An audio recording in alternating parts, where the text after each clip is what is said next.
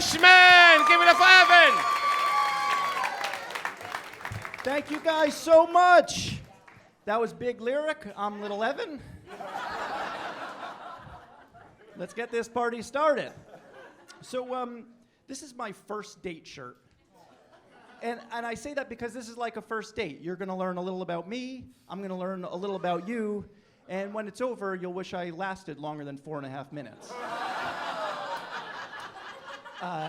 I'll go first. I don't consider myself a racist, but when I was in the 2nd grade, I was cast as the bus driver in our play about Rosa Parks. And my parents said I did a really good job. The problem was they didn't explain any of the historical significance to us, so it just became a bunch of 8-year-olds screaming at the one black girl in our class.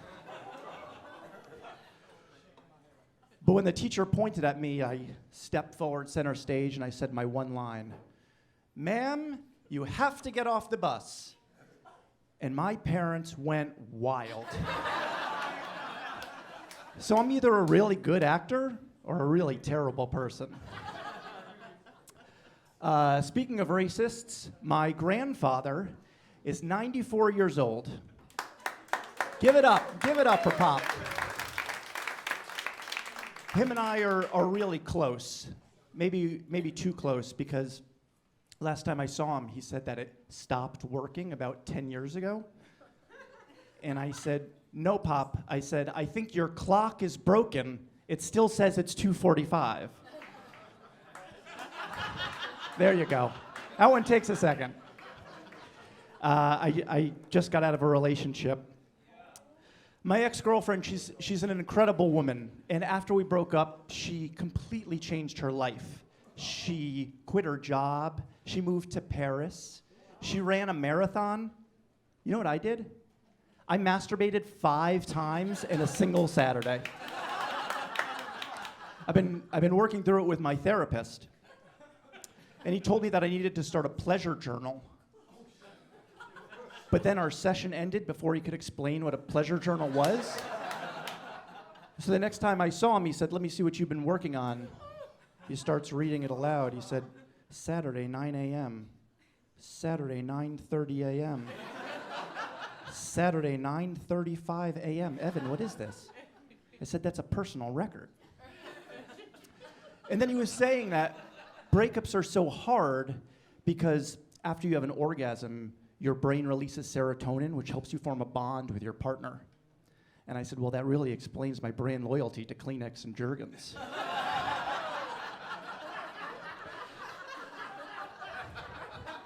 So now I'm back out on the dating scene. And I was on a really bad first date a few weeks ago. We were actually at a comedy show, and the comedian on stage said, "Anyone in here single?" And from the back of the room, I go, "Ask me in an hour." Same date, she turns to me, she goes, "Did any of your family die in the Holocaust?" And when I said yes, she said, "Yeah, you seem like the type."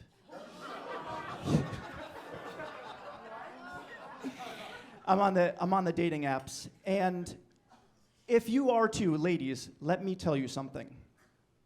If on your profile there are 3 pictures of you riding a unicycle, that's not enough. And you don't have to say that you picked up a new hobby during COVID, because I'm already swiping right.